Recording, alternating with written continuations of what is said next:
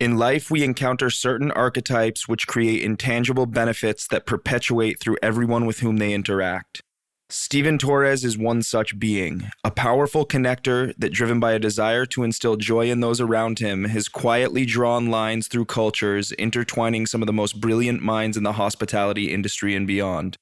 Today on COCINA Pirata Podcast, Stephen joins me to discuss fatherhood, the state of the world, and the issues we face in an industry wrought with misguided intentions. Contra la muerte, nosotros demandamos vida. Contra el silencio, exigimos la palabra y el respeto. Contra el olvido, la memoria. Contra la humillación y el desprecio, la dignidad. Contra la opresión, la rebeldía. Contra la esclavitud, la libertad, contra la imposición, la democracia, y contra el crimen, la justicia.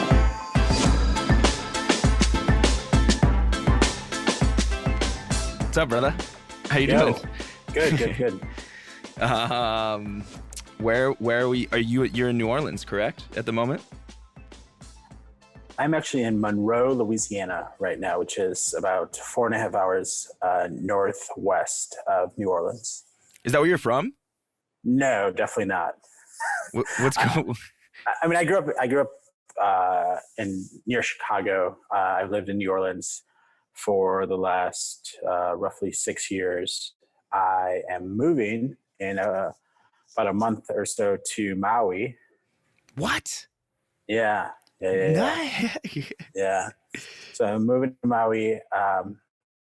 My wife does a week a month at a local hospital here. She's a pulmonologist and an intensivist, and she helps out at the hospital here in Monroe. So I come up with her here just because it is extremely racist and scary, and I don't feel safe with her being alone here.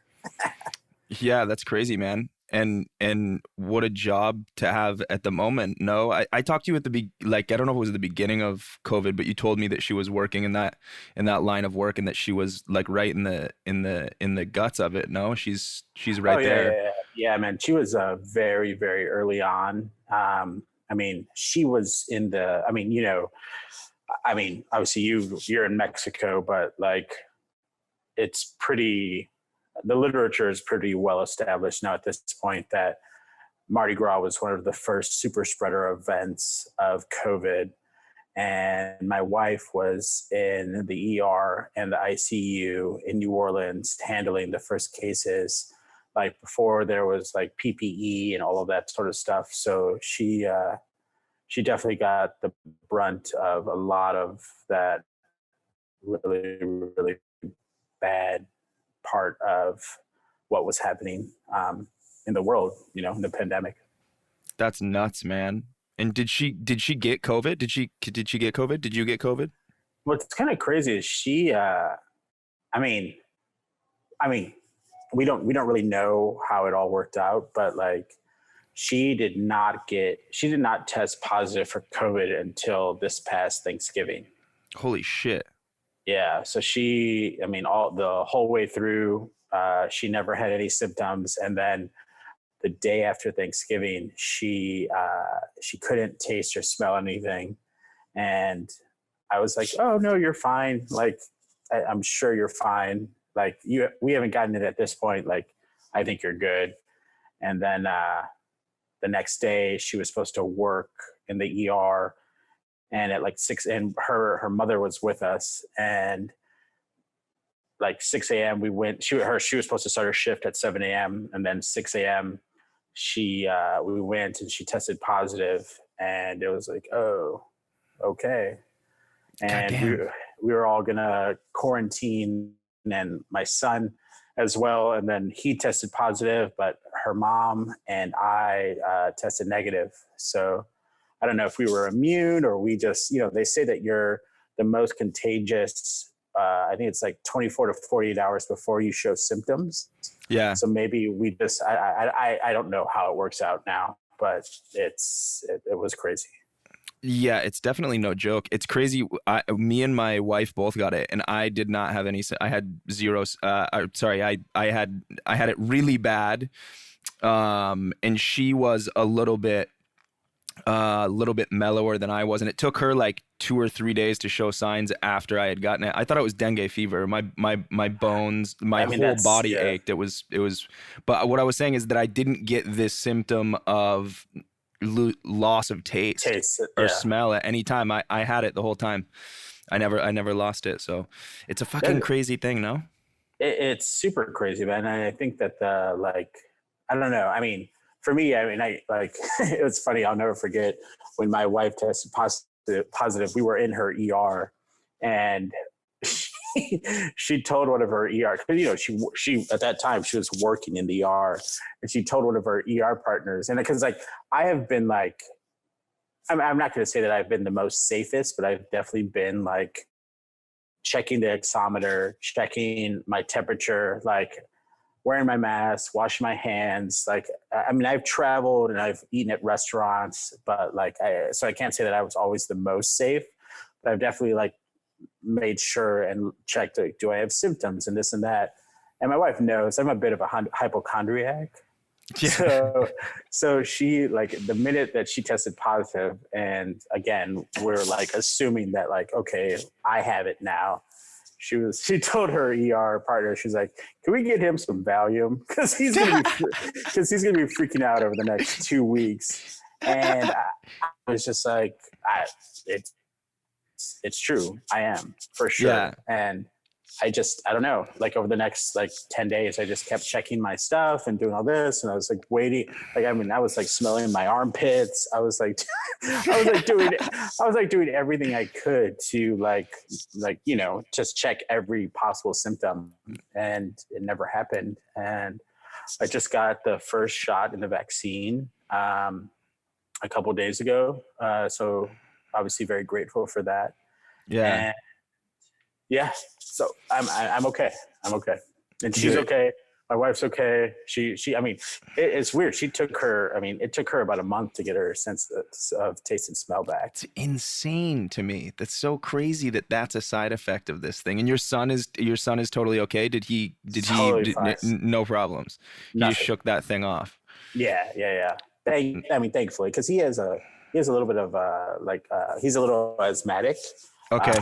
So that, was a little worrisome. But yeah, he's fine. Crazy, dude. This shit's nuts. And fuck.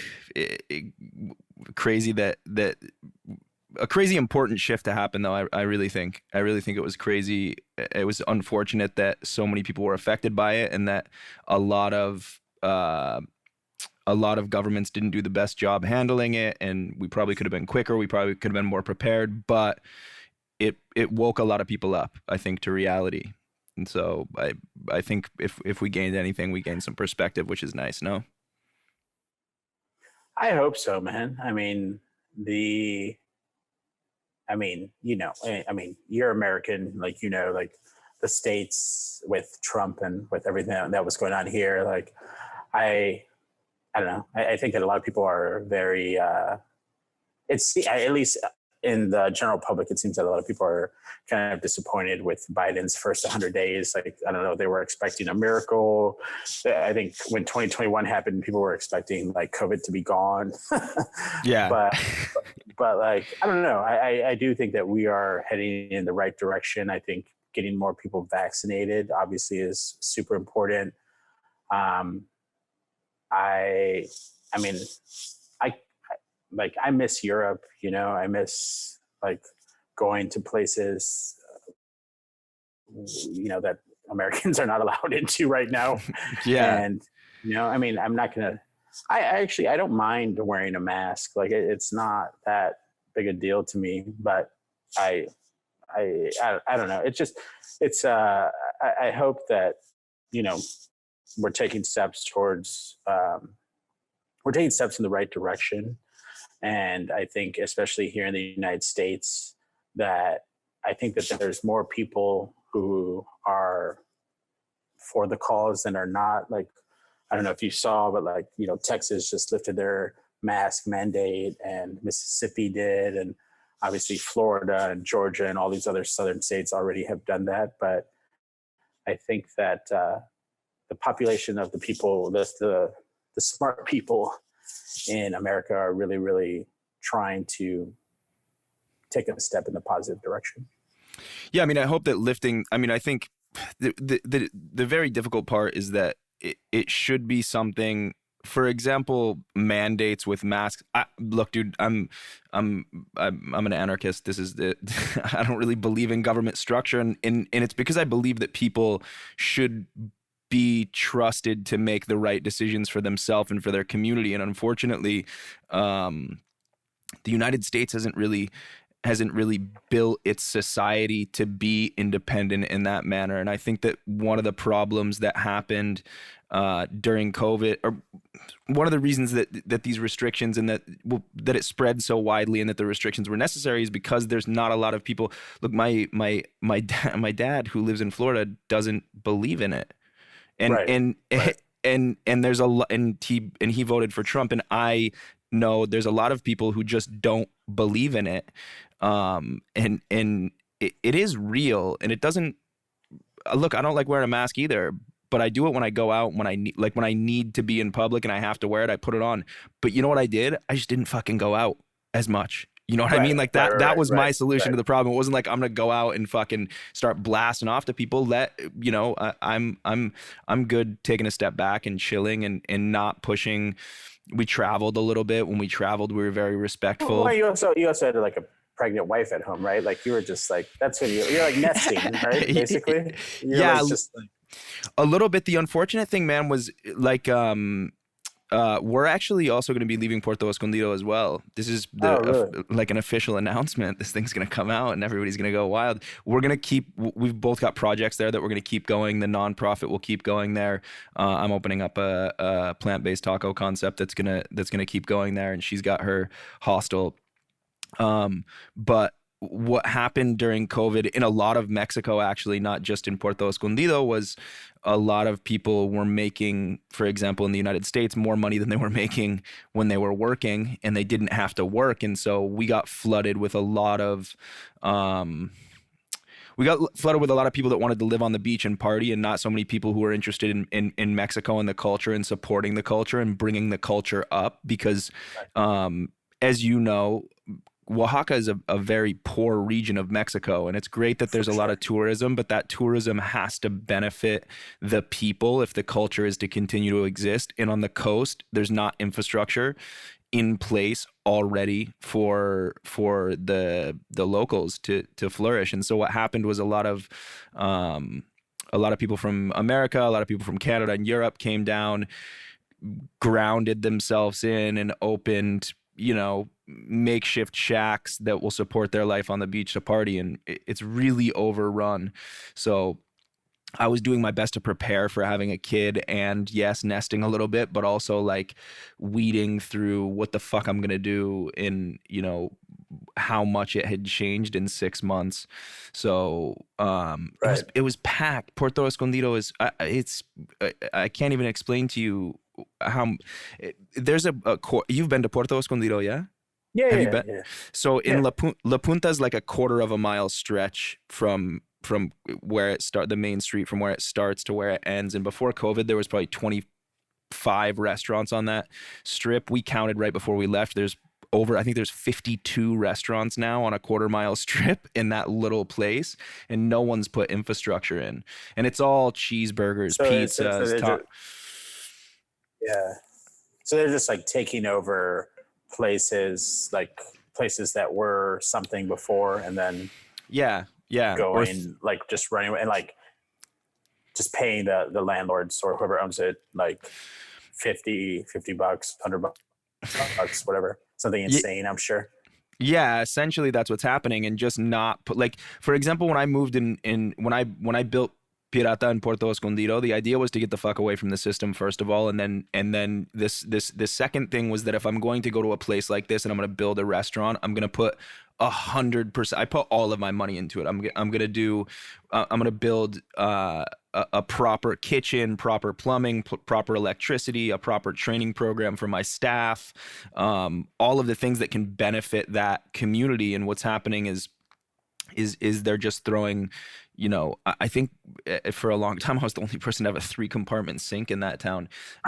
But these guys are just coming in and throwing a grill and a few saute pans and winging it and people.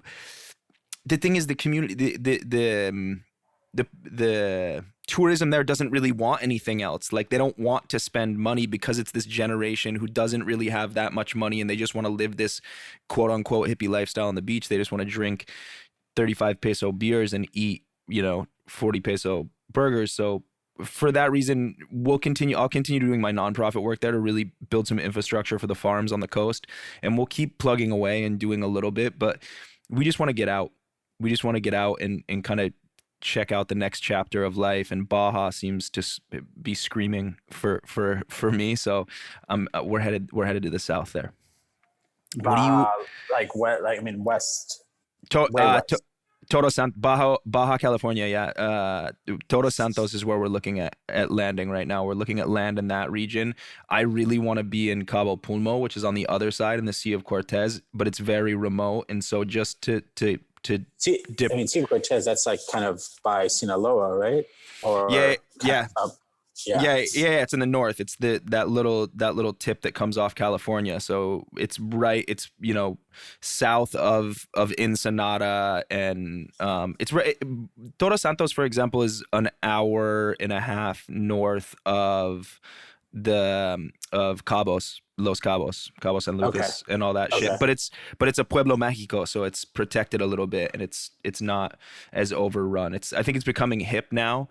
But there's some really good guys doing. So Javier Plasencia has opened a few restaurants there, and it seems to be growing quite a bit. And there's a community right below Todos Santos called Pescaderos that's full of organic farms.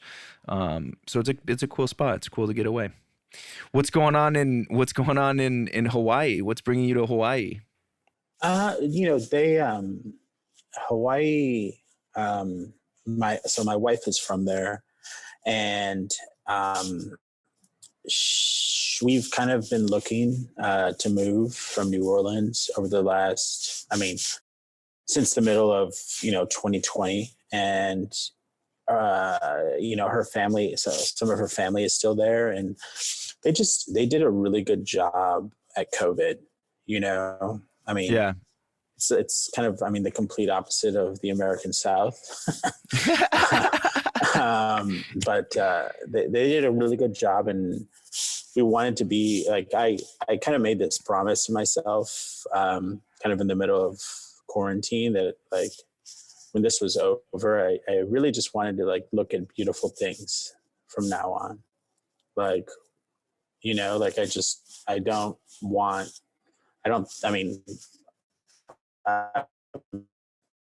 find cities, and but I don't want to live in one anymore. I don't want to. I don't know.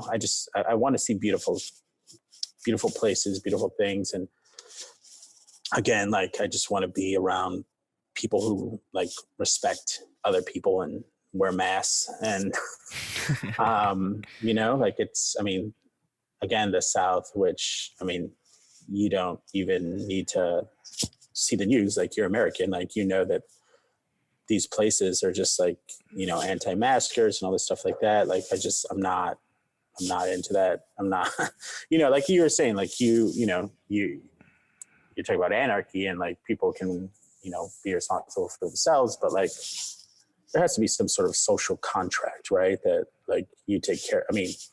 As much as you might hate the other person, like, yeah.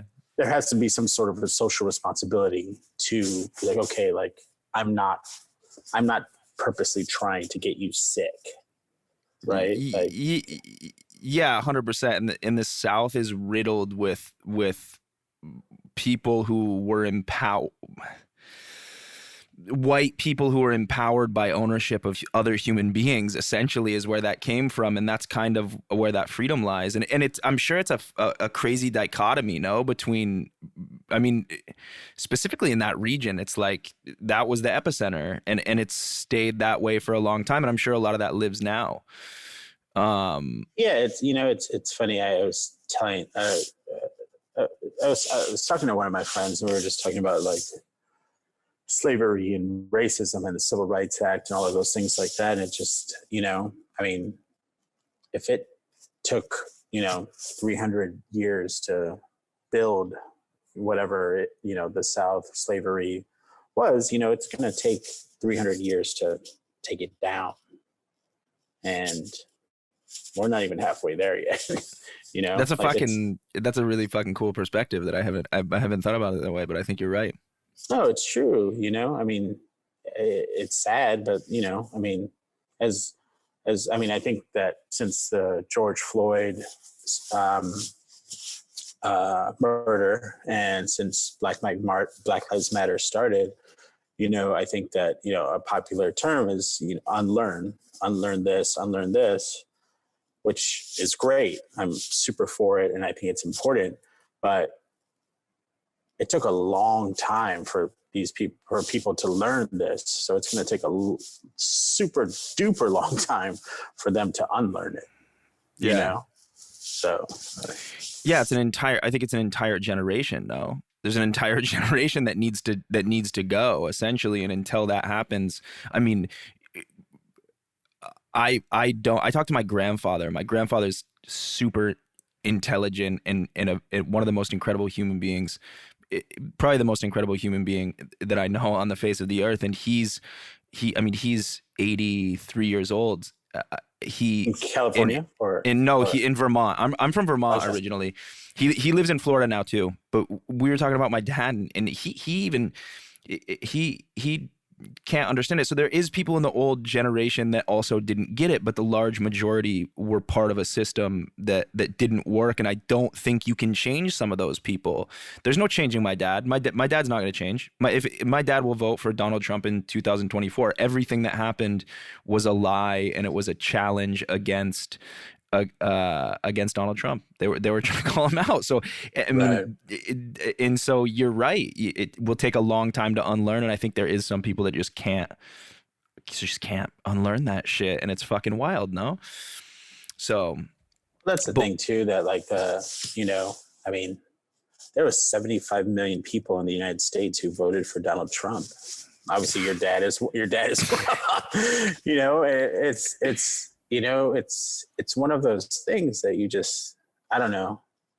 I mean, me being Mexican, you know, like being in the South of the United States, like I see it, and I've you know, I've been very firsthand look at what seeing Donald Trump did to empower these people who might have been like borderline hinge racist, take them over the edge. You know, They're like, oh, like we are the majority, like we have the power. And I'm not saying that your father is one of those people, but you know, I'm sure maybe, I don't know, maybe your dad voted on it fiscally, or you know, all that sort of thing, right? Like for the Republicans, but like the people who are borderline racist, they took that as we were the minority, and now we have the power. And I think that was very prevalent in everything that happened in the summer of 2020, and in people not wanting to wear masks. When your president says, oh, like mask, you know, he politicized it, and it's fucking like, it was like real. I mean, dude, if there was ever a time that I was jealous that you moved to Mexico, it was all of 2020, for sure.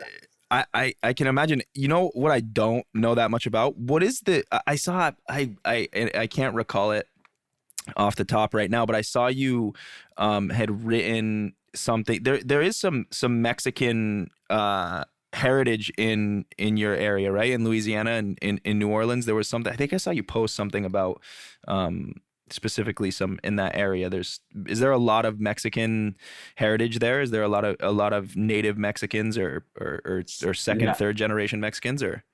Not really. There are a lot of Hondurans. Hondurans. Like the predominant like Hispanic Latino population is Honduran, and it is about 2% of the population.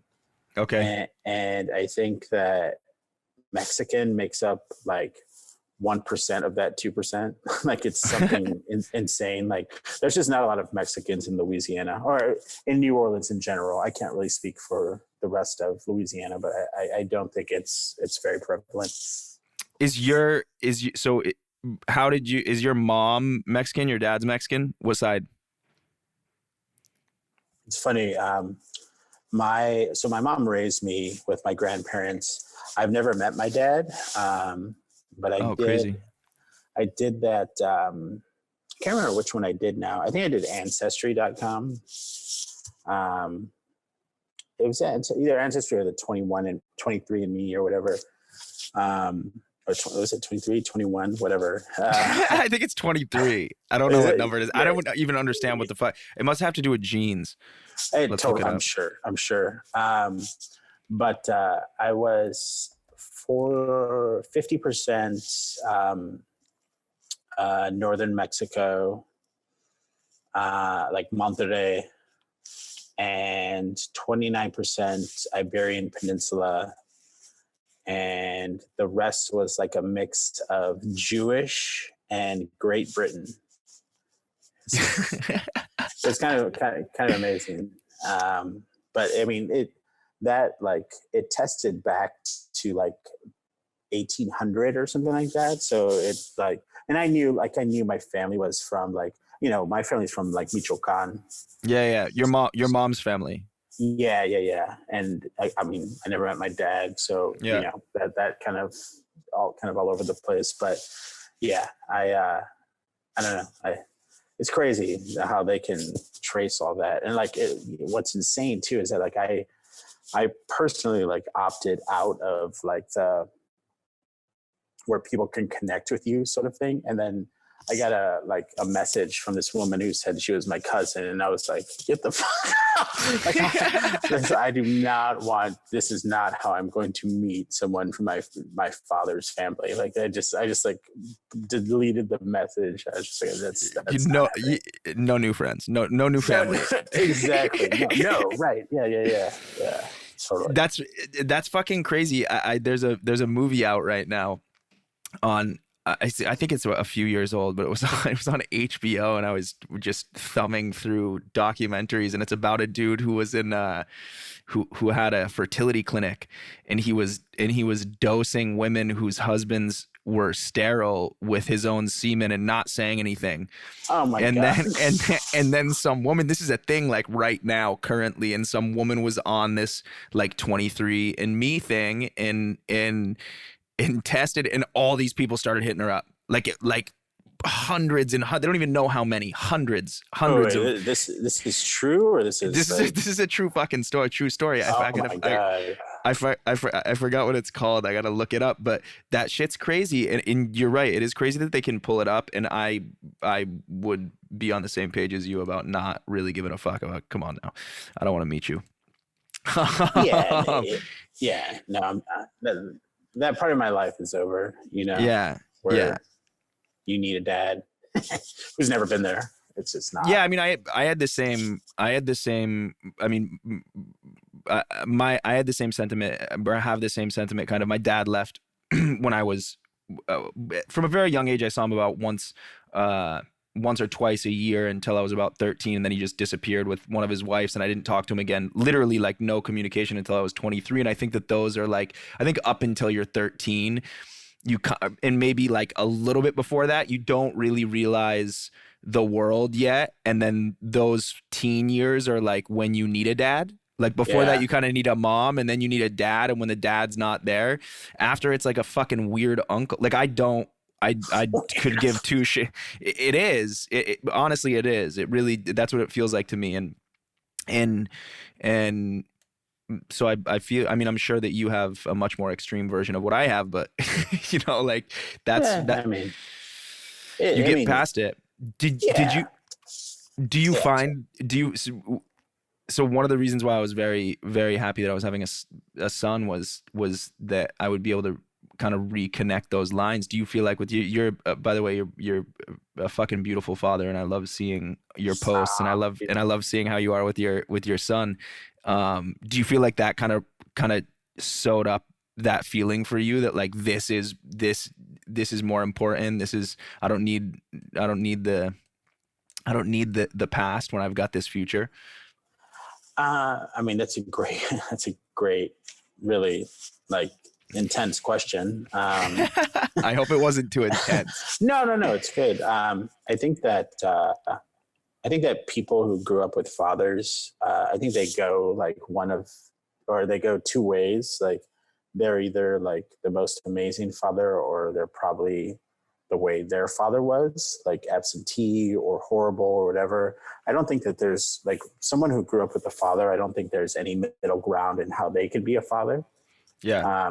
And by no means am I saying I'm the best father, but I'm present. I'm there. I try and, be there with my son as much as possible. I think that what is very difficult is that I have no playbook. I have no, thought or like background in my head. It's like, okay, this is what my dad did, so let me do this. Like I have none of that. So like, sometimes I find it very difficult for me to relate to my son, because I don't know how I didn't have a father to relate to. So I'm like, okay, he wants to do this. Like, what should I do? Like this, like what's the, I'm tired right now. Like, should I put him in front of a TV, or should I like play with him, even though I'm like, it's this very weird thing that like, I want to do the most I can with him, but like, I have no idea about what I should do or what I'm supposed to do. And it's a very, very strange place, to be honest, like and I know it's probably, me and my son have a really good relationship now, I think. I don't know where it's going to be in a year. I don't know where it's going to be in 5 years. I don't know what it's going to be like when he's a teenager. It makes me happy to hear that you're like, yeah, like at 13 plus, I need my dad, because I feel like a big part of boys, especially in the beginning, they want their mom, right? So Yeah. like a dad is just there to like kind of hang out and just be like, oh yeah, I'm here, I'm chilling, it's cool. Hey, I'm here. I'm really looking forward to hopefully, when I can really, really like, I think I make an impact in my son's life now. But I'm looking forward to when him and I can relate a little more, Yeah. Yeah. No, I feel that if I said the same exact thing to my wife as we were getting ready. Like, I don't have a fucking playbook. What am I supposed to do? How am I supposed to teach this motherfucker how to be a man? Because the way that I learned how to be a man, I don't think is really the way. Like, that's not how I want my kid to learn. I'll tell you that much for sure. I don't want him to have to go through the fire and the thoughts that I had. And so, what a fucking crazy perspective. No, like. You're doing it. That's the thing. Like it's really, really intense, this is going to be, and this is super dark, which sounds like, I think you're into that. I love it, bro. Look, listen, dude, I love, this is one of my favorites so far. I want to have conversations about life. There's no, I'm a chef, but that's my profession and my passion, but I like having conversations with homies, and I think we need more of this. So let's fucking dive deep, bro. I'm ready to go deep. Yeah. So one of my friends turned me on to this Netflix show called Manhunter. It's directed, you know it. Yep. Yeah. Absolutely. Yeah. Absolutely. So you're very familiar with it. So obviously David Fincher, and obviously, it's about the start of the serial killer unit in the FBI. Yep. The thing that I found, and I don't know, I mean, obviously it's a fucking extremely disturbing show, but the thing that I found the most poignant about it was that they said that, the common theme, right, was that all of these guys' mothers fucked them up, right? All of these serial killers' mothers really, really fucked them up. But the thing that I found most interesting was that they don't eat, there was I think it was in the first season, towards the end of the first season, where the detective was just yeah, we don't even really count fathers because they're always absentee or they're always just on the sideline. They're it's the moms that really fuck kids up. And again, I think that a lack of a father or a horrible father would do just the same amount of damage, but just the fact that dads are considered to be just, either non-existent or just these little furniture. Yeah. They're just there. I know for a fact that I know that that's not what I want. That's not what I want to do. Yeah. I can see that for sure. I think that historically men have been the quote unquote breadwinners. No, they're there to provide and they're not there to nurture. And so 100%. And yeah, I didn't really think about it too much when I was watching that series, but you're right. It is I'm in society, men are just these providers who don't really nurture until the kid's old enough, like I said, in the teens, to be shown how to shoot a gun or fight or whatever. Look at Playboy magazine historically, Right, and right.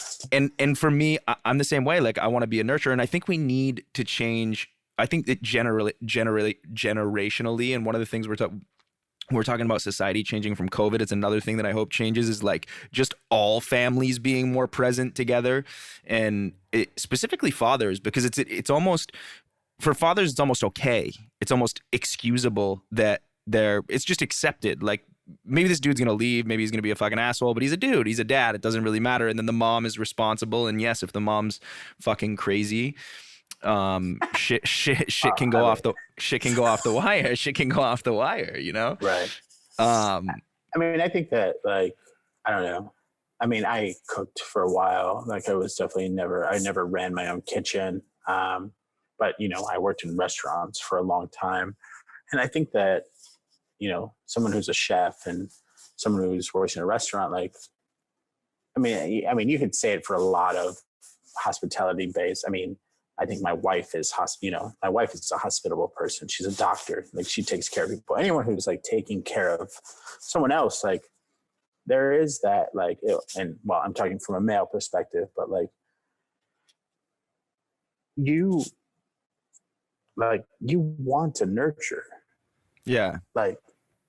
That's, I mean, I think hospitality is almost, I mean, you make money, hopefully someday, you make a lot of money, but it is a vocation. You want to work in a restaurant. You want to serve people. That's a thing. Why wouldn't you want to nurture your child? As a man, yeah. Wouldn't you want to make sure that your kid is the most taken care of? I mean, more than yourself, right? I don't know. Again, I think, and maybe, again, I don't maybe always show it in the best way, but I think that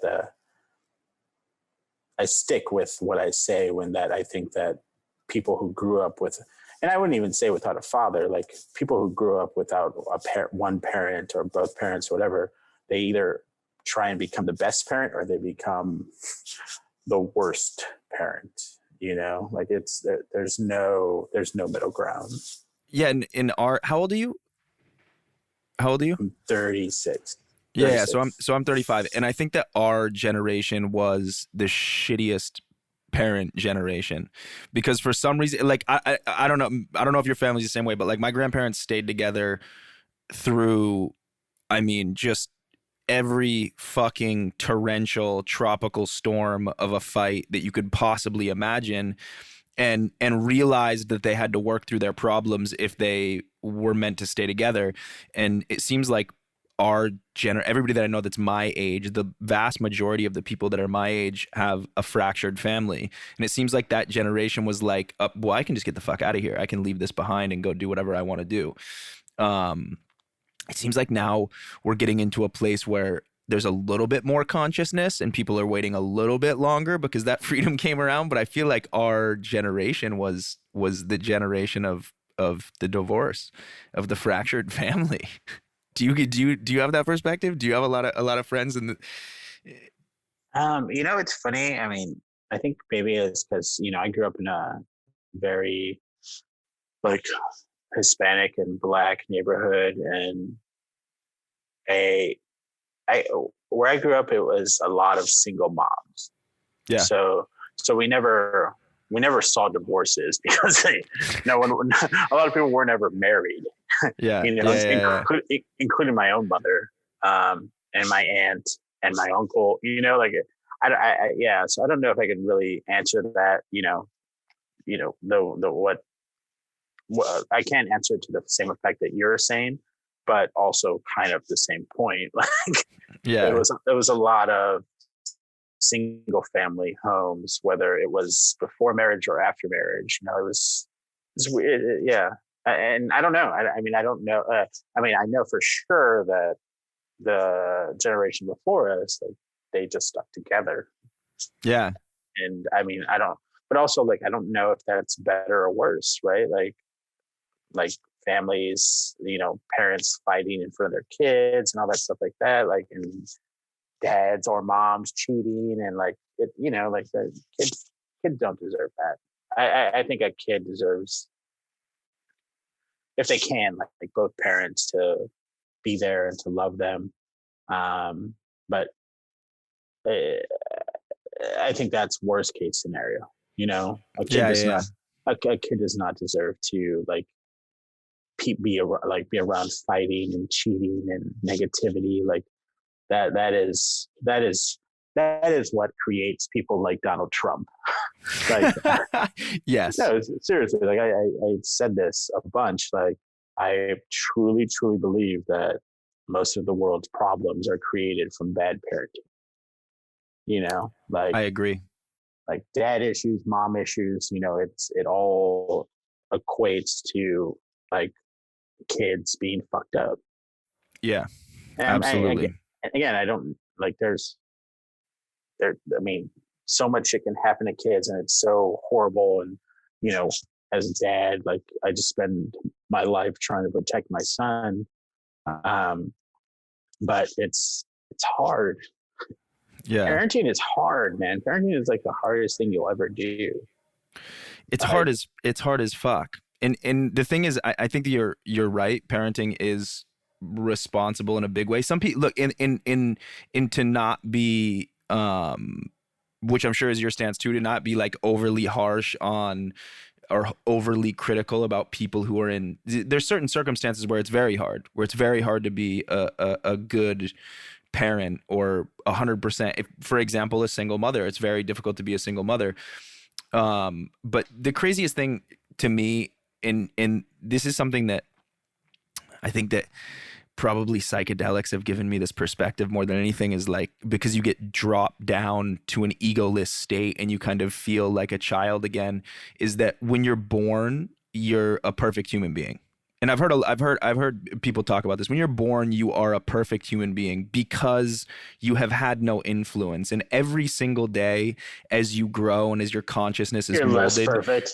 You put on another layer of bullshit, and hopefully the bullshit, no matter what, we're gonna put bullshit on, right? No matter what, there's gonna be idiosyncrasies that we can't control. But like, if we can be good, if we can foster foster good practices in our children, or in it goes with our community as well, then we're hopefully not going to end up with too many Donald Trumps in the world.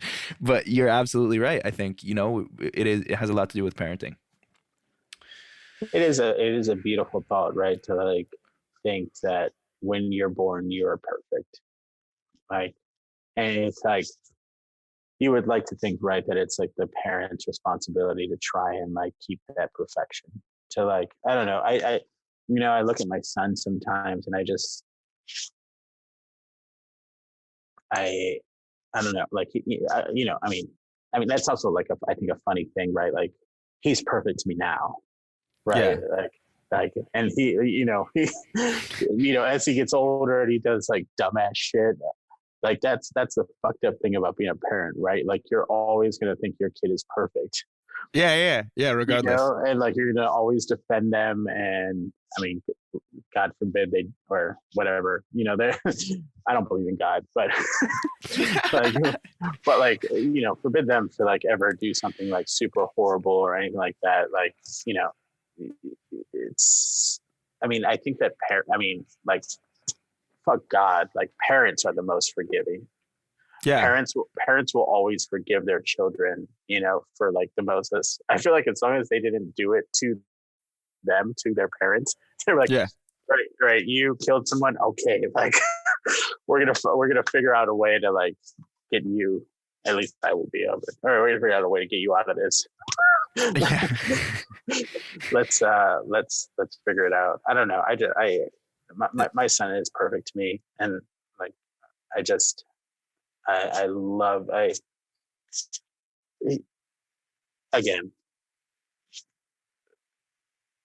think that when you see your child born, like, I think that you will always have that vision of them, and it's fucked up, and it's obviously completely insane and like untrue, but like they almost can't do any wrong, Yeah. They can't. It's a crazy moment, and I think that what we can take, at least for me, what I'm taking from this and what I'm trying to absorb from this, is that, look, I'm a very opinionated. I have some questions for you. Actually. I'm a very opinionated person, which I think will come out, and my opinions are based on experience, and I believe also that we suffer from in most creative realms and just in the world in general now, what we suffer from is like people not wanting to be upfront and not wanting to be critical of each other. But at the heart of me, I am a very forgiving person. I might talk shit or bring up some real shit and call someone out, but that doesn't mean that I don't care about that person. That just means that I want that person to evolve in a better way. And I hope that, one of the things that I take away from parenting as I grow, and I see that we need to parent the world that way. Like, yes, we need to tell our kids what's right and wrong, and we also need to forgive them.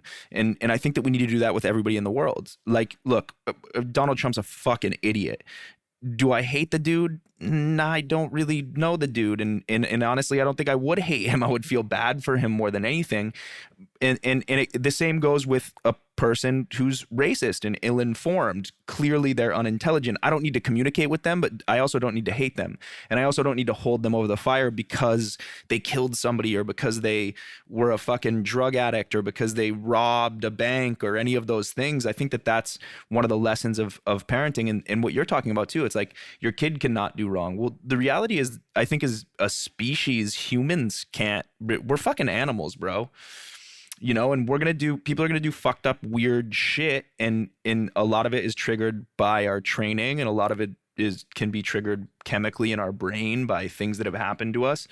But I think that it's education, upbringing, like, I mean, it's all of those things, right? It's nutrition, it's like all of those things make up like who you are from the beginning. Yeah, like what your mother's mother ate And, like, it's all that matters. I mean, it's very clear now, like, with the generational discrepancies of how COVID has affected Black and brown people more in the United States because of poor health for generations. So all of that matters. Yeah, I mean, look at also our generation and our parents' generation. Cancer is rampant. That has absolutely nothing to do with cigarettes. I want to be very clear about that.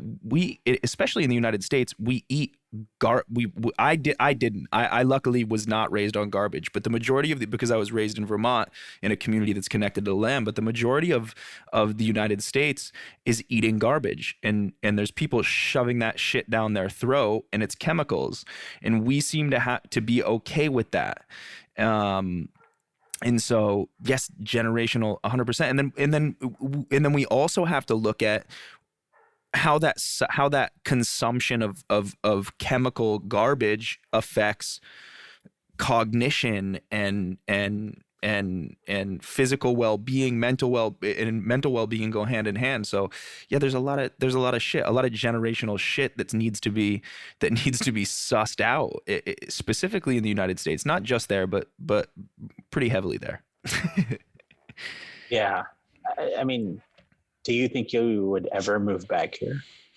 Absolutely. I don't believe, look, I'll explain to you my, I don't think that I live in Mexico. I think I live on the planet in a specific place. That it's not really how I view, my view of the world is literally, the world to me is the things that I can touch right now. You're in my world right now, but when we sign off, my world is inside these walls and the things that I can touch. So I don't view my space in the world as, the rules of that space don't really affect me or the way I move or navigate throughout the day. So yes, I mean, look, I'm never moving back to fucking Los Angeles. That shit was a rat race, and I'm ill-equipped to operate in a city because I like fuel and I like going fast, and that shit eats my mind up, and I was born in nature and I need to be near nature. But I don't specifically have a problem with like the place on the map. I wouldn't necessarily say it's a problem. It's more of a concern. When I wake up in the morning, I feel the same way about the industry that I work in. When I wake up in the morning, it's not so much anger that I feel. It's despair. It's despair when I look at the place where I come from, and it's despair when I look at the way people treat each other. Of course, I was raised on fucking Rage Against the Machine and punk rock music, so I have a little bit of fight in me, and my mom was a fighter too, and so that's how it comes out of me. But really, I would move back. And we probably will. You know, I want my kid to know my family, so we'll probably do part-time in Vermont and part-time in Baja once we get settled in. That's in the plans. I won't take part in the. Go ahead. Sorry. No, you good. Sorry. I was just gonna say I won't take part in the system. I don't vote. I don't believe in when people say that the vote is so important. I just cannot believe in voting for the lesser of two evils, and I don't believe in either person. I don't want to give them my vote, regardless of whether. And here's the reality for me: that vote, whoever's in that office, with the exception of somebody that's a fucking extremist like Donald Trump, doesn't affect your life at all. It affects 1% of the human beings, and there's a lot of selling going on. So I believe in the power of not voting. If the entire country chose to just not vote, the whole system would reveal itself, really. So that's edgy. I might get canceled for that one, but has there ever been a candidate that you wanted to vote for? There was in your lifetime, and we're the same age, so yeah, we're both the same voting age. So basically, Bush, Barack, or Trump, right? I mean, look, the only thought that I had was Barack Obama. And the reason I thought about Barack Obama, I don't listen to the bullshit because they all say a bunch of bullshit, but and I'll touch on that briefly. the only person I ever thought about was Barack Obama, because I knew that because I lived around racists and I grew up around racists, and I thought that a black person being in office would level all those motherfuckers. Look now, he's running your fucking country, bro. Shut the fuck up now. But they're like, he is equal and he is actually greater than you. But I believe that voting is tied to the promises that are made during the election process. And I will relate this to someone who grew up in the United States very easily. I have a hard time relating it here, but you have class presidents in high school, no? Yeah. And what do the class presidents generally say? In my school, it was, the soda machine's going to be free. You're going to have an extra period off every day. Fucking, school lunch is going to be sponsored by Domino's. And that's how you voted. What they're saying in the presidential elections is essentially the same shit. When it boils down to it, I mean, there's objectives that I think they'll be able to execute, but I don't know, man. It's difficult for me. I get that. I mean, a lot of people, I mean, I think obviously the right wing thought that Trump was going to be the savior. And I mean, for them, in a lot of ways, he kind of was. Yeah. And the left wing and the liberal, thought that Barack was going to be it. And in a lot of ways he was. I mean, I don't necessarily agree with that, but, I mean, at the end of the day, they're all politicians, right? And yeah, I saw a really amazing thing that, someone was saying that, the smartest people in the world are not running for government. They're not. They're starting their own companies and building rockets and doing all this kind of, like Elon Musk. Like all these people, they're trying to make money and change the world, not through politics. Yeah. I think that politics and parties and all of that is really, really fucking crazy. And something that one of my friends said was like, Elon Musk says that he wants to die on Mars, but not upon landing. Like he is, I mean, you can say what you want about that guy, but like he gets it.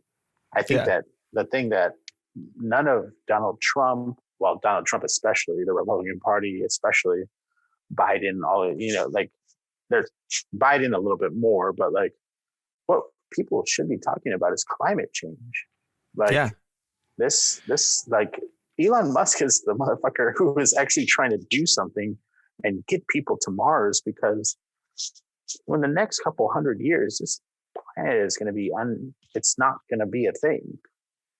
Like there's no, like all these, like I feel like since we were younger, especially since we're like around the same age, like they have like every year it's gotten pushed back. It's like if we don't do something by 2000, then we're fucked. If we're not going to do something by 2010, we're fucked. Now it's like if we don't reverse courses by 2030, the planet's fucked.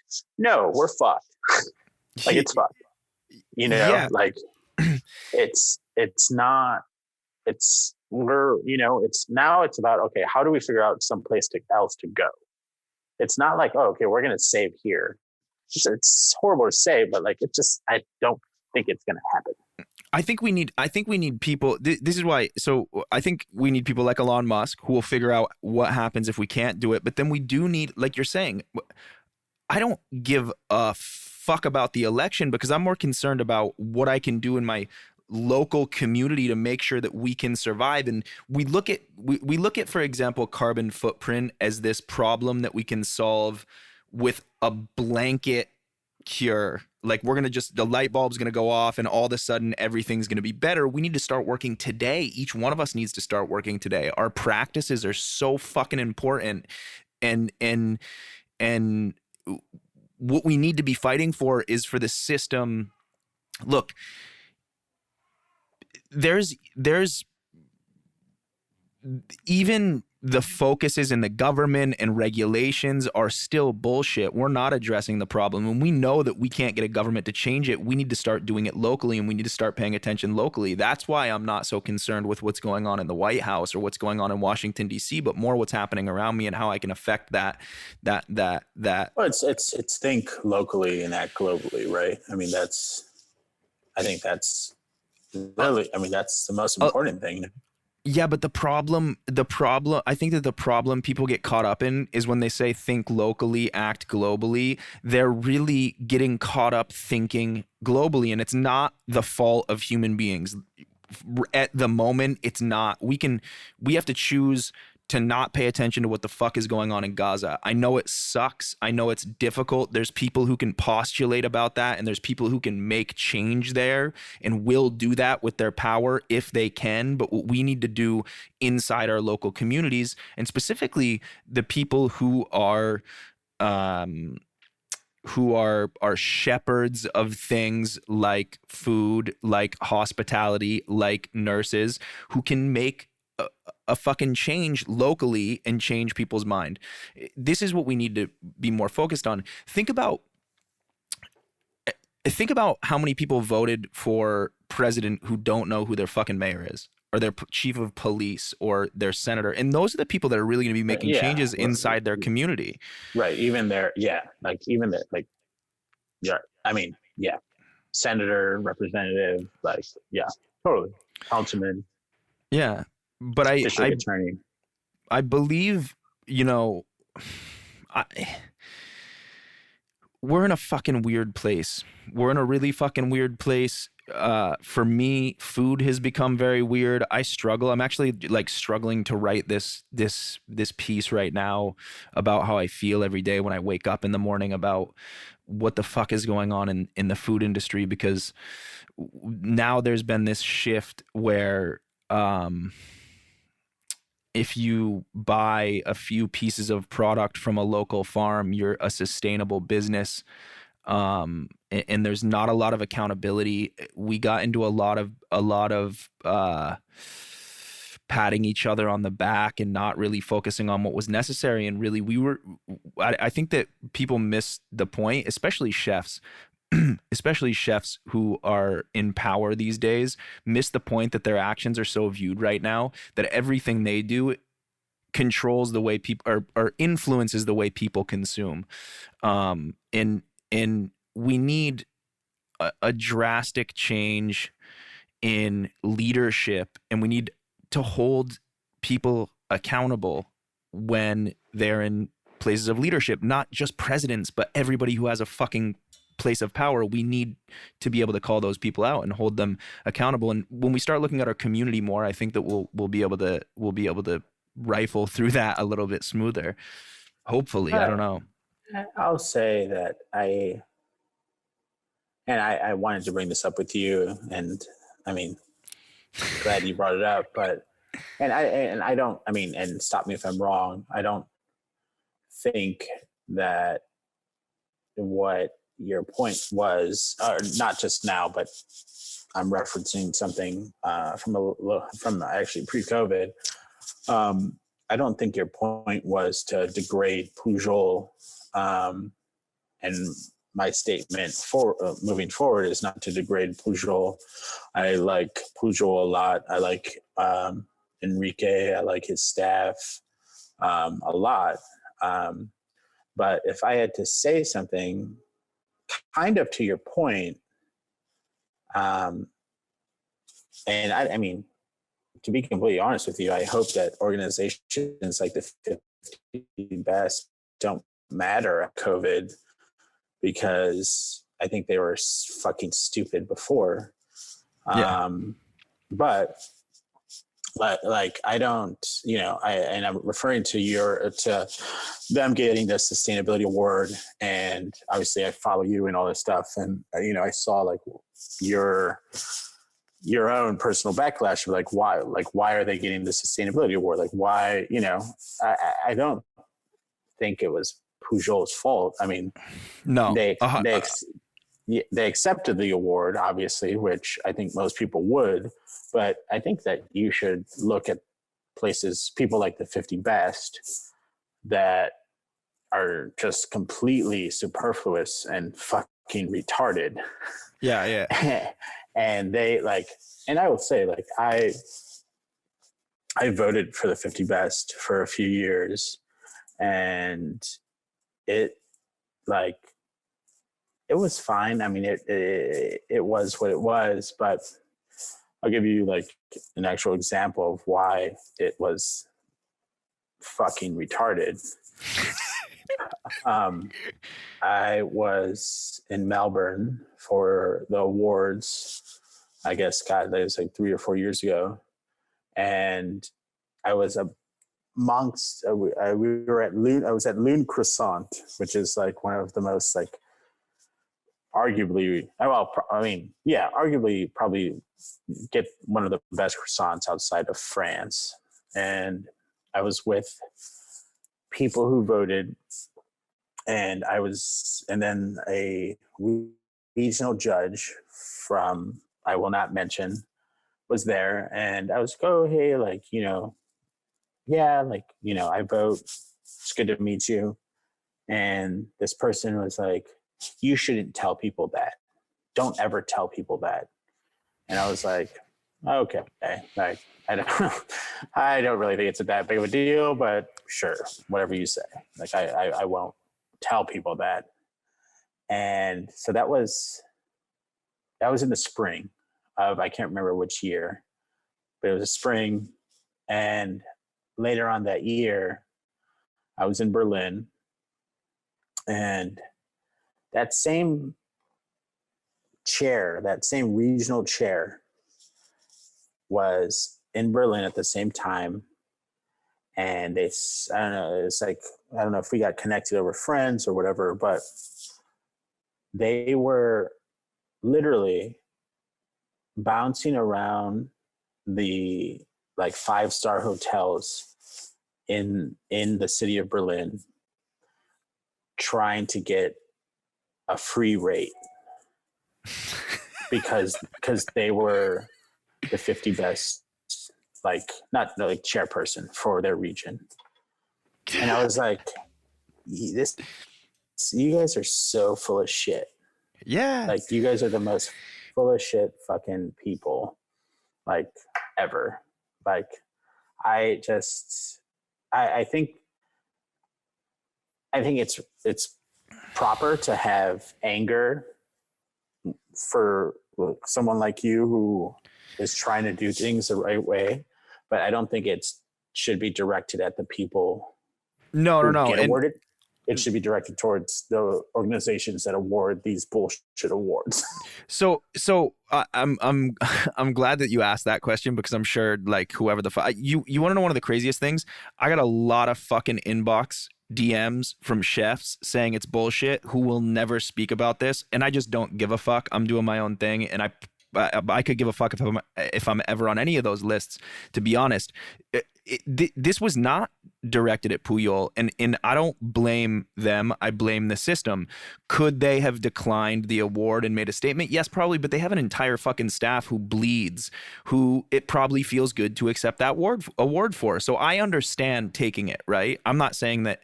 I'm not saying. So let me say, I apologize for saying the word retarded. That was not the correct politically correct. Yeah, I think that it's all good. Idiotic is the proper term. Idiotic, and so. Yeah, like, and what my post said was, let's see if you're gonna, like, for example, they said that it was I forgot what the qualification process was, or the checklist that they had gone through. And I said, well, show us the checklist. I want to see the checklist. I want to understand what the checklist is. And that's a real question to ask, right? Because I want to see how they're processing this out, because you're right. It's not specifically, Puyol didn't pick themselves for that position. So I can't blame Puyol for getting that position, or getting any position that they get anywhere on any awards, in any award ceremony, and I won't place that on them. I was actually just contacted to share a page in a magazine with Enrique Olvera, and the editor who asked me if I would share that page was like, "Is it okay?" And I was like, "Yes, I don't have a problem with him. I don't have a problem with him. I don't have a problem with his restaurant. I have a problem with a structure. And the problem is that when restaurants get too big and it feels." Dude, in the back of, I started when I was 13 years old washing dishes. You don't think in the back of my fucking mind there's some little inkling of ego that's pushing me to win an award? Of course, everybody wants that, right? That's something that you have to choose to smash down. So it's not, but the process is what's the fucking problem. Here's my problem with the 50 best boiled down to really a super basic level. There is no, first of all, there's no best restaurant in the world. I will say that. There is no best restaurant. We can say San Pellegrino's 50 choice of our 50 favorite restaurants. That's okay. Right. There cannot be a best restaurant in the world because food is objective. Subjective, sorry, not objective. Subjective. And in a very crude and basic manner, I can say that you might like eating shit sandwiches, and I don't like eating shit sandwiches. Well, what if the majority of the human beings like eating shit sandwiches, and they say that the best sandwich you can possibly have is a sandwich filled with human feces? I don't like that shit, but you've just voted it to be the best in the world. And so by voting that the best in the world, we're then influencing people to say that this is the only way it should be done. This is the peak level of what you should be doing. And this is the way you have to get it done. So I have, for example, my restaurant is in Mexico. I don't call Pirata Mexican cuisine. I use Mexican products and I use techniques that I've learned here, but I don't call it anything other than my own creation. And it's fucking in left field compared to what everybody else is doing because I'm challenging systems and theories. So I've had people come into my restaurant. I get like 1-star reviews and 5-star reviews. It's experimental. There's no in between, right? Yeah, there's no in between. And it's totally I'm totally cool with it. I'm totally cool with it. And so I've had people come into my restaurant and be like, we were just in Mexico City last night and we ate at Puyol. We know what fine dining Mexican is supposed to be, and this is not it. And okay, who created Puyol? Didn't create that mentality. The world's 50 best created that mentality, right? The award system created that mentality. And then of course they propagate it by taking part in it, but I can't fault them for taking part in a system that's necessary because they also need to make money. This is the other thing, like motherfuckers follow this shit. They need to make money. We all need to make money. We need to pay people. The system is broken in that sense, you know? And so I agree. What are we chasing? What's the end goal? What is the end goal of what we're doing? I want to build community. First of all, I want to cook food. That's why every restaurant that I'm working on now and every project since I left Los Angeles has been a project where it can be me and one other person in the kitchen and I can cook food. And then what I can pass on to that person is a really nice salary and eventually probably the restaurant. And I can take care of my community that way. So, you know, yeah, this is not, the one thing I will say is that I do call to some of these chefs to stand the fuck up with me and make some change. Who DM'd you? Chefs from Mexico, chef from the States. Yeah, both. I got both. I got probably 15 messages, and not just chefs, actually other people who I know who will go eat at fucking Puyol this year and message me and say that it's a problem. I won't put a single human being on blast. I will talk about an industry being broken, and I will say every other chef needs to stand the fuck up and do. They know what's wrong. They know what's wrong. You want to know what you're talking about the hypocrisy. I'm talking about the hypocrisy, and I'm talking about the fact that there is much more sustainable restaurants than that in the world. In Mexico, for example, there's much more sustainable restaurants. So if you're saying that is the most sustainable restaurant in Mexico, and you haven't looked at every single restaurant in Mexico, you cannot call it the most sustainable restaurant in Mexico, right? And so that's the fault, like I said, not of Puyol. World's 50 best. If you want to get on the 50 best, send somebody out to eat at every fucking restaurant in the world. and then make the judgment. But don't make the judgment of the 50 best without having consumed every single restaurant in the world, because it's impossible to make that statement. No? Do you feel that you've been to those restaurants? I'll tell you, the only one on the list that I have gone to is Quintonil.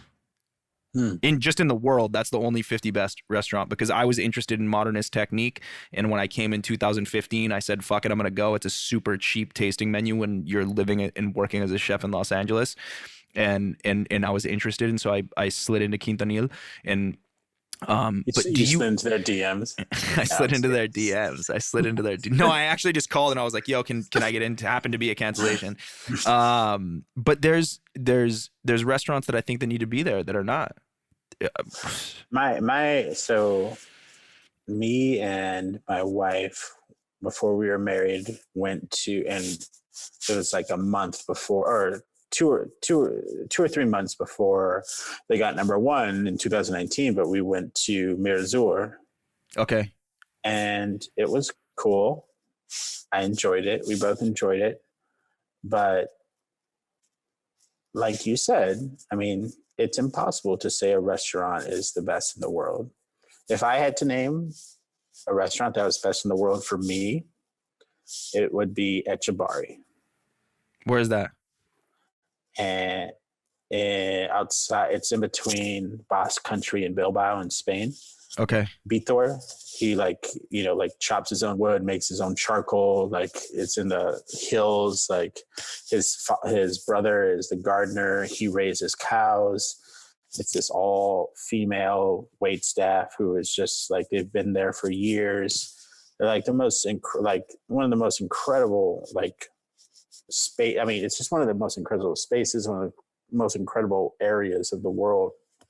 And is that the best restaurant in the world? No. Who knows? It's the best restaurant in the world to me because it's affected me the most. Yes.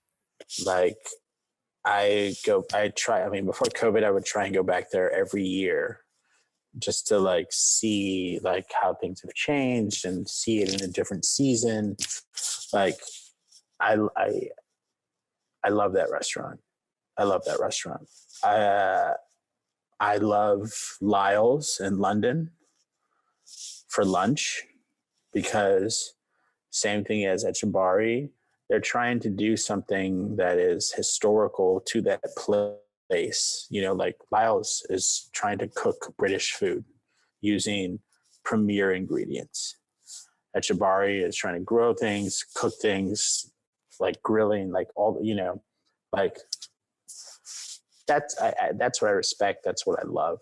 That's what, I mean, those are places I miss. Yeah. Like, I love Pujol just because I know so many people there. I really like Quintonil. I mean, is that my favorite? Are either of those my favorite restaurant in Mexico City? No. I like Docena or Contramar, or a fucking taco. I don't know. Yeah. My OG number one, the OG number one in Mexico City for me is Maximo. I think that Eduardo is I respect vegetable work, and that motherfucker can destroy vegetables better than anywhere else in the world. And the second on that list for me is Rosetta. Two people I love. I love Eduardo. He is, I think even Enrique will say that he's the best chef in Mexico. Hands down. You got to. And he is. And he just, his whole story and just everything about him is incredible. He's also a guy who just doesn't give a fuck. His wife is amazing. Like, they're just such good people. And Elena, like, her and her daughters, like, I'm talking about like some of the most, you're talking about the royalty of Mexico City food, Mexico food. Yeah. What other places do you like? You like Jorge's food at Alfonsina? I have not been to Alfonsina. You're wearing that shirt right now, though. I was going to ask you. I was deciding whether or not I was going to ask you this question, but since we're on it, Puyol or Alfonsina? That's tough. Because now if we're making the list, they're two completely different things, but like they've got their, that's why this list is very difficult. I haven't been there yet, but I know the dude's fucking incredible, and I know a lot of people that know him. I just haven't really had a lot of time in Oaxaca. The last time I was there, I was cooking a dinner. I definitely want to make it, but I want to give it time. I want to be able to go there and enjoy the time there. The space at Alfonsina, like Jorge could serve his food in Pujol's dining room and not skip a beat. Like, he really could. And it just, you're in Alfonsina and you're in their home, and it's a very different experience than if you're in Polanco and Pujol. Like the food at Alfonsina is luxury. Yeah. That dude's proving a hard fucking point. No, like he's proving the point that you don't need all that fancy shit to create something beautiful. And that's why I think that, that shit's incredible. Shit's incredible. But he doesn't get.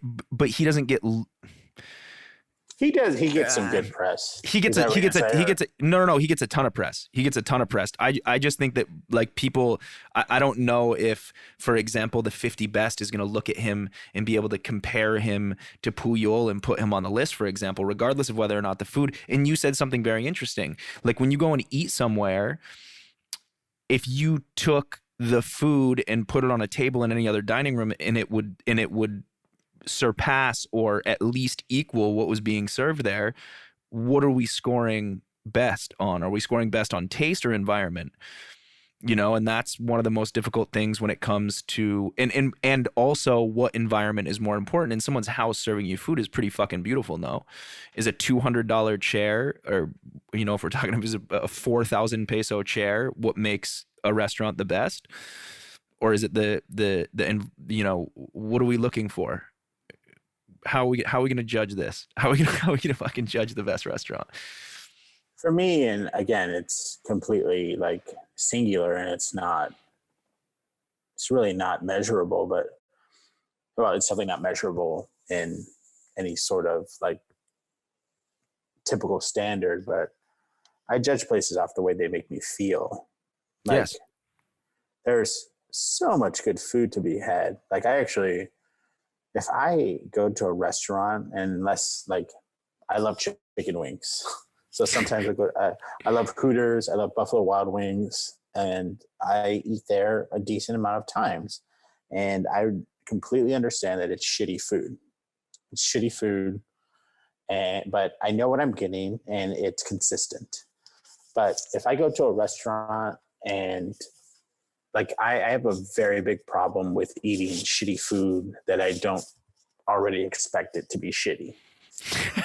Yeah, I get that, bro. Do you know what I mean? I love that. Like I get very upset when like I will try something and I'm just like it was like, this fucking sucks. Like I knew it was gonna suck and now it sucks and I'm just done with it. Like I can't eat that. I can't do that. But like, I don't know. I'm a creature of habit. Like when I'm in Oaxaca City, like I go to like 3 or 4 restaurants. I go to 3 or 4 stands. Like I don't know. I love places that make you feel special. You know?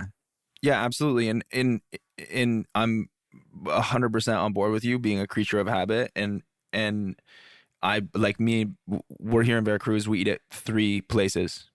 The same 3 places on rotation, because I just know it's the same thing. Like I know what I'm going to get when I go there, and I'm the same. Like if I go somewhere with the popularization of food, everybody having an Instagram account and everybody being a chef now, it's like you go in, people are trying to play up instead of just being who they are, and they're over promising and under delivering a lot of times. And that's the difficult thing. We need more we need more guys like fucking more restaurants like Alfonsina, who are, you're walking in and getting something that you know, if you were just off the street and didn't know who he was, are getting something that probably is going to blow your fucking mind and you can't believe is sitting in that place. I think that's lost. I think we've lost a lot of that in the food industry. Do you feel that way? Oh, it's because of Yelp and because of Instagram and because of all these things that just like, I don't know, like you don't, I mean, there's no more surprise anymore. Yeah. Right. Like when my friend Besha, she did the list for Travel and Leisure, like the whatever 50 most exciting places to eat, and I was like, oh, like check out. I didn't think she would. Like she was in Mexico City, and she was like, oh, check out Alfonsina. Like it's tasty. Like you'll like it. And she named it one of the whatever 50, and she said that was like her favorite meal. And like places like that are just becoming fewer and fewer in between, you know? Yeah. Because so many people I mean, this is a very weird comparison, but I was watching, do you watch John Oliver on HBO? I haven't in a long time, but I from time to time, yes. But he's amazing. He's amazing. He's like very critical and dark. And he did this thing on like pandemics and viruses and stuff like that. And he was just like, you know, like, COVID is going to be like the pandemics are going to be a more persistent thing because we are invading on animals' territories. And that's when things get fucked up and, you know, all this stuff.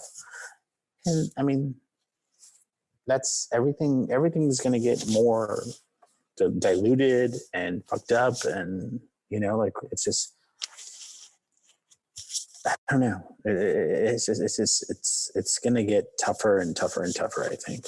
Honestly. Yeah, I think diluted is a really great word to use to describe where the restaurant industry was before this whole thing happened, and where I hope it doesn't go back. And part of the shakeup that I you know, it can go two ways. It can go good or it can go bad. Is that I do believe there was a lot that needed to be sifted out of the field because everyone's opening a restaurant. If you in the success rate in restaurants is appalling, right? Like it's ridiculous. And so a lot of people just go out and try to open a restaurant because they think they're ready, or because they want to have a place to bring their friends, and they bring on they don't really know what they're getting themselves into, and they don't really dedicate themselves to the process. So what we're left with is a lot of wash. And a lot of times when people go in and eat at restaurants, I mean, this goes back to the shit sandwich conversation. Like some people just like random weird, certain things catch on. So look, when you're so flooded with choices, you go on Yelp and you look on Yelp and you pick through Yelp, and then what's there is an aggregation of a bunch of people who don't really know what they're talking about, making their selection about what food they think other people should be eating. Well, a lot of those people, and going back to like the Industrial Revolution and us being fed garbage and chemicals and fucking Cheetos and Takis and all that bullshit, a lot of people like that, and that's what their palate tells them is good. And a raw vegetable, for example, is not good to them, so they wouldn't like a salad restaurant. So TGI Fridays is going to win 10 times out of 10 for them. So that's where that's how this whole scene is being directed. And so, I mean, in that, Yelp is a fucking nightmare, dude. That's one reason I'm happy to be in the middle of nowhere. I don't have to deal with any of that bullshit. But I just think, you know, look, it's good. I really appreciate people like you. Like I see what you do. I see that what you do has absolutely nothing to do with financial gain. You're not trying to start your own restaurant. You're trying to start culture. We need people to build culture. We need people to bring chefs together. One of the beautiful things that I see you do is you bring chefs together, and you don't just bring together, you know, in Los Angeles, when chefs get brought together, it's like all the 5-star chefs from all around the corners of the globe. Like you have an eclectic gathering of human beings who think and who speak and who can make changes. We need a lot more of that happening. around the world, I think. And then we need to hold the people who are making the decisions about what's good and what's not. We need to hold those people over the coals a bit, I think. I'm like, I mean, like I already said one fucking crazy thing, but like I am curious how, I'm curious how 2022 is going to be. I hope, I'd like to think that people will not take as much stock in fucking World's 50 Best and Michelin and like all these different like rating organizations that like, I don't know, like I don't know if there's something that I learned from COVID is that like fucking like the people that matter are fucking doctors and and like people, grocery store workers and like pharmacists, like what at least what I do, I think it's a luxury, Yes. like it is not a necessity. Yes. Like I feel very happy over the past, I would say, couple months that I was able to bring people together, and that's definitely what I was put on this earth for, is to bring people together and like make them, eat and share food and talk and all this stuff. But like, what do you do when that's not allowed? And that's something that I experienced this past year in 2020. And it just made me realize that, like people will get on without that. Yeah. Like it's like you were saying, like, I think, what you were saying earlier is that like, I want to take care of my people, like my wife, my children, like that's what matters to me now. Like I obviously need to make a living. I have to make a living. And I want to affect people's lives in the best way I can, but I don't think I have an ego anymore. I mean, I have an ego, I'm sure, but like, I think I would hope that like what most people took from COVID was that like, it's great to feed people and it's great to be there for people and it's great to be hospitable for people, but we're not needed. Yeah. We are not a necessity. We are a luxury. Yes. Which is also very important. It's also in its own respect, it is very necessary. But is it a necessity? No, it's not. This is one of the very difficult things. In the first weeks of COVID, I saw some major players in the restaurant industry jumping immediately when we didn't even know how long this was going to be. I saw some major players in the restaurant industry jumping on the government to help them by way of saying that we need to help the community of small restaurants with some money to pay our bills. And the bills that they were using excuses for were 30-day product credits and these kind of things. Well, and they were saying that the excuse they're using is that the restaurant is a necessity because of the amount of people that work in restaurants, because of the amount of food that restaurants order from farms, from it's people's first job. This whole narrative was painted. In reality, if you look at the bill, it's not very clear how these finances get doled out, but I can pretty much guarantee that the point of that bill was to save people who had invested vast amounts of money, more than they should be, into restaurants that were not making very high profit margins, so that they could prove a point and get on a list and someday open more restaurants. And then that 10% over 5 restaurants turns into 50%. And so I agree with you fully that it's not a necessity. I think that what needed to happen, at least from my perspective, was that these people should have been like, okay, let's shut the fucking doors. Let's put our ego aside. Let's close the doors to our restaurant. Let's make sure that our employees are taken care of. They're gonna get government. We're gonna furlough them, and they're going to get assistance by the government. They're going to get paid more than they were anyways. And then we're going to put our ego aside. We're going to sell the rest of the product that we have. But what everybody did was they jumped to, like, for example, you were talking about the effects on the earth, right? On climate change, for example. One thing that I haven't seen talked about at all is everybody rushed to do to go. And they were saying that to go was going to carry them. To go did not keep restaurants profitable.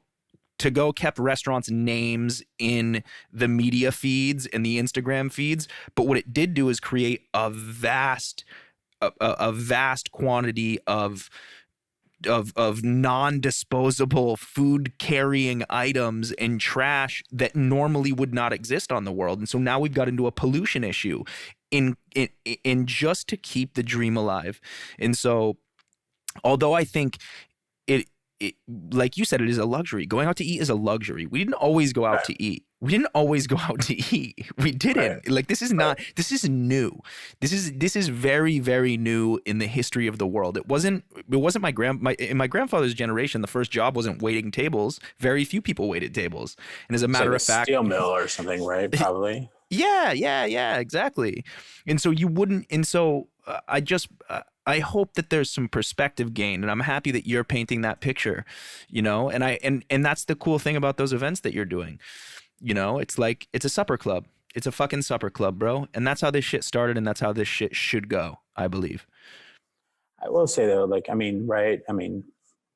argument for restaurants is that they are there. Like, I can't remember what the Independent Restaurant Coalition, like what their like whole thing was, but it was like, we're there, we're your neighborhood place. We're there when you break up with your girlfriend. We're there when you propose and all that stuff like that. And like, same thing as you. I can't remember how old I was when I got my first job. My first job was at a restaurant as well. There is definitely a place for restaurants, and in the in the lexicon of, especially, I've only lived in America, so I can only talk about American society, but there is something to be said as like in history, like especially in American history, and even with like civil rights, right? Like the Woolworth sit-ins, like the lunch counters. Like, it is a place in American history where restaurants have served a purpose, where these people made a political point that we are sitting where Black people were not allowed and only white people were. So like, I'd love to think and hope and say that there is a place for there to be balance, like you're saying, balance for everything. Yeah. And again, and I'm not even talking about just now, I'm talking about deeper than restaurants. I'm like talking political, like, yeah. Are we too far gone? Is the tipping system too far gone? Is the political system too far gone? Because it is everything too far gone in America that, like, what is the recourse? What is the like reset button where we can just be like, okay, like, this ain't fucking working. Like, let's fucking just be done with this. I think that I postulate that about that quite a bit, specifically with my grandfather. I talked to him quite a bit, and the unfortunate and grim perspective that we share is that some sort of, and I'm not talking about maybe it's not physical, but some sort of civil war or civil dissemination of what exists right now might be necessary. We might have gone through that. There might be more to come, but I don't think that, I think that going back to, like, politics, I think that what happened in a lot of Americans' mind was, people are saying they're disappointed in the first 100 days of Biden, right? Well, what the fuck did they think was going to happen? That's really the problem. Is like they thought that the golden angel was coming in to solve all of the issues, but it's very difficult to run this shit back. It's very difficult to go back to where we were, and where we were was never really in the United States. Where we were was never really all that we were told it was, or all that it was made out to be. And this is going now. This is super deeply political, but I don't think democracy really ever existed in the United States. I think capitalism and neoliberalism is what's pushed the marker there, and we've been made to believe that we have a choice in what's going on. But look, regardless, I think that community. I think that community is what changes things. I think that small movements. If you look at the flu pandemic in the 1900s, what it did, the shift that happened was back into the hands of the working class. And so I think that what's been escalating is a separation of class, and capitalism has been pushing those two things apart, and working class people haven't really had much power as things have been industrialized. So I believe that some of the answer lies in putting the hands back in the power of the people executing the jobs. And we have too many bosses making, even in the restaurant industry. I was talking about this last night with my friend who's a pastry chef in Los Angeles. It's like a chef in Los Angeles, an executive chef at a nice restaurant in Los Angeles, is making $80,000 to $100,000 a year, and his line cooks are making $15 an hour. Who's putting in more labor? Probably the line cook. And what's the justification for that? And how do we level that? And when we level that, we realize, and I think that that's where a lot of turmoil comes from. That's where a lot of shitty kids come from, or a lot of shitty parents come from, is people having to stress over how $15 an hour is going to make them is going to afford them to live in Los Angeles. Right. We know that probably a lot of those cooks are comfortable making $15 an hour because they feel at some point they're going to be the guy making $80,000 a year to $100,000 a year. But the reality is that's not really true, because that's a small percentage of human beings. So I don't know where the equalization comes in. I don't know what the great leveling is. That's why someone like Jimmy Hoffa, right, comes into power, right? The common man fighting for the working class, right? Yeah. Yes. Throughout history, right? Like that's those people who are charismatic, who are fighting for the working class, become powerful. Yeah. Look, I understand that my vision of how the world could function can seem fucking crazy, but I think it just comes back to this focus on the world, your world being within arm's reach and not what's going on outside, and that our drive has to be making this function, these four walls function, and not other things, and not the future, and focus a little bit more on the moment than the future, or where we're going to be and how we can solve the problems of right now. Because in every system there's failures, right? But look, I just want to get off the fucking grid. And maybe that's, but then I've realized that the one thing that COVID made me realize, I was faced with Pirata. We closed the doors in April, just before COVID started really firing off, and we were going to move into another location and kind of build the 2.0 version, because I moved here to find my vision and what I wanted to do and what my voice was, and I had found it, and I knew that there was lights that were going to go off. So we had 2 years in this location, and we were going to move to this other location. We closed in April, and COVID hit, and we had made some negotiations with this landlord, and the landlord came back after COVID happened. Once she had locked herself in for 3 or 4 months and said she wanted more money. And during COVID, I realized this is, and then my wife got pregnant, and I had started doing this nonprofit work that I was so in love with. And every time I go to the farm, I'm incredibly happy. And I realized, what I'm going to do this year? I'm going to put down my ego and my passion project to find out how I'm going to function better in this world and serve. That's what I want to do now, is I want to serve other people. So that's why I'm creating this taco concept that's more accessible. And that's why I'm focusing on the nonprofit, and I'm trying to do as much work as I can in that space. And then when the world jumps back, then in for now I'll do pop-ups with Pirata, and then in 2022, if the world's back to normal, we'll rebuild. But we need to all focus on what we can do for our community and for our friends and family, like you said, just caring and loving each other. I really think that I mean, again, like I said, I hope that it will be a permanent thing. I kind of doubt that it will, but I think that the people who will succeed, at least in the next 5 years, will be people who are doing at least like half like nonprofit community work to half, profit work. Then, people who I don't think that, at least optically, people will glom on to things that are not like just like pure, like Amazon type shit. Like just like, like I don't think that's going to work. And I think that's good.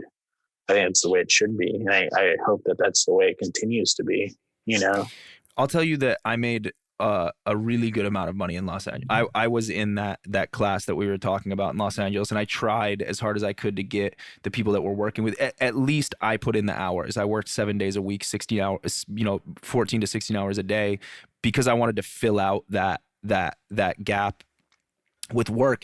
And I had everything that I wanted. Anything that I wanted to buy, anywhere I wanted to go eat.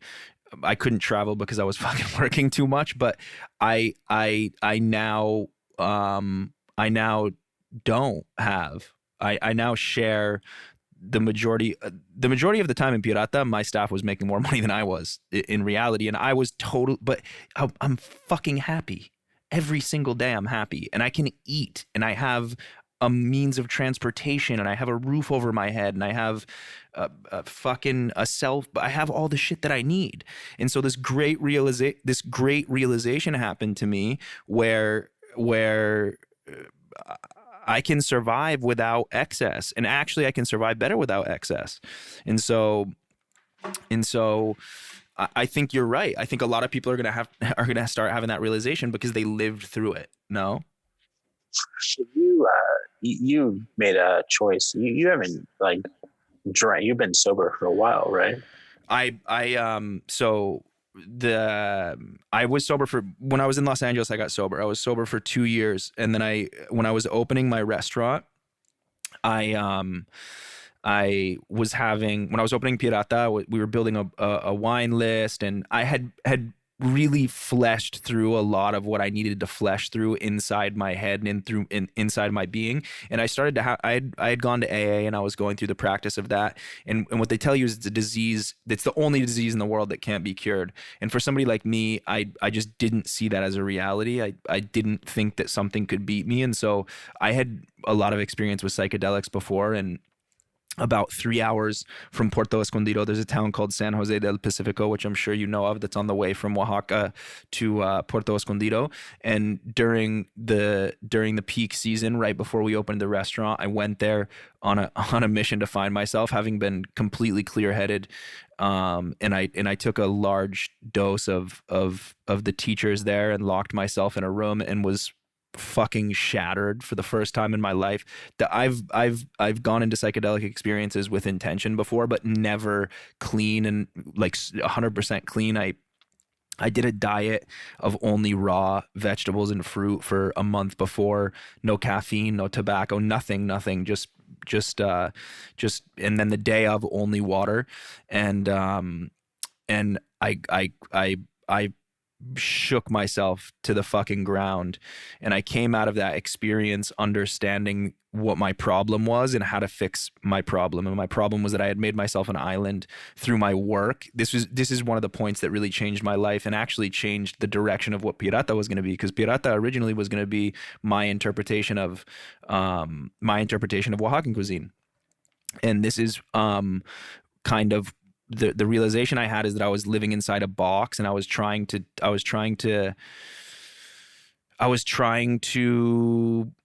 achieve something that was unachievable. And I was trying to express myself in a way that I could never express myself. And so I made myself an island, and I put in, I wanted to do 10, if it takes 10,000 hours to create, to perfect a craft, I wanted to do 10,000 hours a day. That's what my mindset was before. And so that experience leveled me, and that experience made me realize that what my problem was, and the reason I was burying myself in cocaine and alcohol, was because I wasn't happy with what I was doing, and I wasn't communicating my pain, and I wasn't communicating myself. And so I started the work, and I am now able to have a drink. I'm now able to have a drink. I'm now able to smoke weed when I want to. I'm able to put it down. Yeah. And so it was a cleanse. It was a cleanse for sure. Did you your psychedelic experience? Did you do like just straight up mushrooms, or did you like drink tea, or I ate them. So when you go, I chose to not go with a shaman. I just wanted to seek something that no one could help me with. I knew that from my experiences. And so when you go and buy them from the person that I buy them from, always, he looks at you and tells you, he goes into the woods and finds them, and then he gives you what you need. And so a lot of times he'll give you like either a maestro, which is one very large mushroom, or he'll give you 7 smaller mushrooms. And he gave me 7 smaller mushrooms and then laid a maestro on top. And he told me, son, you need to take this all. And I said, I need to eat all of that? And he said, yes, you need to eat all of it. Yeah, he said, you need to eat all of this or you're not going to be healed. And I was like, and I knew what the deal was. I knew that it was like either 7 or 1, and he just gave me a double dose. And so I went back and I like ate the 7, and I was like, fuck this thing. My head had been clear for 2 years. I hadn't done anything. So I was scared shitless. And I didn't tell anybody I was going to the mountains, because I didn't want anybody to know I didn't want to have any attachment. My phone was off. I was like, fuck this shit. I'm out. I was in the mountains in Oaxaca in the middle of nowhere. No one knew where I was. And I was in this locked alone in this cabin. And so, and then I was like, fuck. And I was like, fuck it. I got to eat it. And there was nothing in my system. My system was completely flushed. So my experience was, most of my psychedelic experiences before had been like very like 100% colorful, 100% action the whole time. This psychedelic experience was like, when I felt it start to come on, I closed my eyes. All the windows were closed, and I was floating through space, and I saw Ganesh, and I went in neon colors, and I went into her chest, and I skyrocketed. Once I hit her chest, I like skyrocketed warp speed through stars, like I was in Star Trek. And then I heard this sound like of speakers shutting off, like boom. And I just stopped. I hit a wall, and I was floating in blackness, for like 2.5 hours. And I didn't even realize it. And when I went into the trip, I was fully clothed underneath the blankets. And when I came out, I started like, I thought I was fucking perma tripping, because I was alone and it had been so long and it was such an intense trip. I started repeating shit, and I was completely naked, and like the table was knocked over in the room. There was water all over the floor. And I was freaking the fuck out, because I was like, I'm tripping out in this. I'm going to be stuck in this fucking cabin. Somebody's going to find me. They're not going to know who I am. Nobody like, and so I started calling in that moment. I started calling my mom.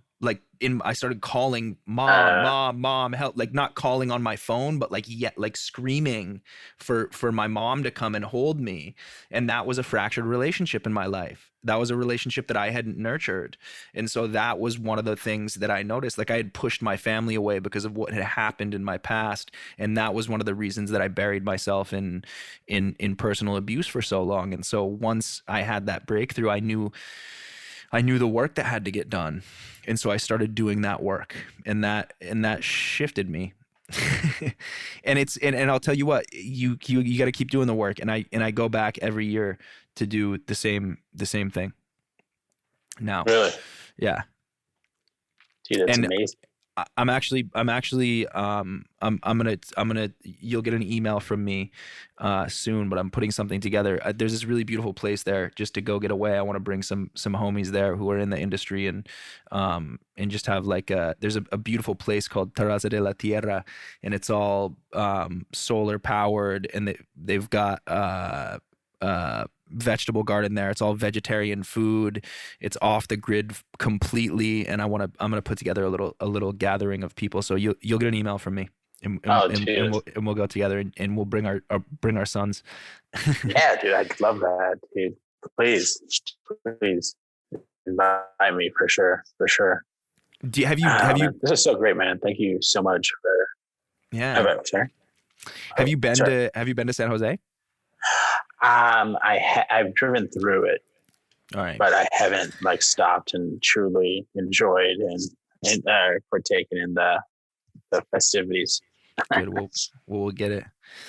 All right, brother. Well, we're about to hit the 2-hour mark, so I want to save some because we're definitely going to do this again. And the next time in person, I really appreciate you coming on, and this was a really powerful healing experience for me as well. So it was really beautiful. Dude, thank you. I mean, I really think that I think that like talking about stuff, and then like it's kind of like a form of therapy, right? And you just like, when you're in actual therapy, it's like all about like self realization, right? Like it's like, oh, I'm saying this now.